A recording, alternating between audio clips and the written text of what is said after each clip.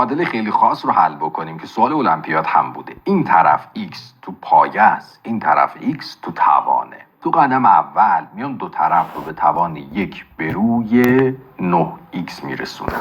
حالا x به توان 9 به توان 1 به روی 9x رو میتونم بنویسم x به توان 9 ضرب در 1 به روی 9x.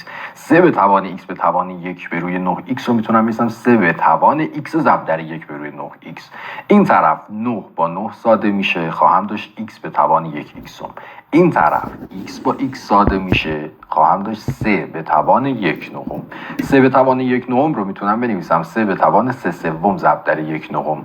3 سوم در 1 نهم رو هم میتونم بنویسم 3 ضرب در 1 به روی 27. حالا 3 به توان 3 ضرب در 1 27 میتونم بنویسمش 3 به توان 3 به توان 1 27. 3 به توان 3 27. x به توان 1 x برابر شد با 27 به توان 1 27. پس x برابر با 27 بوده.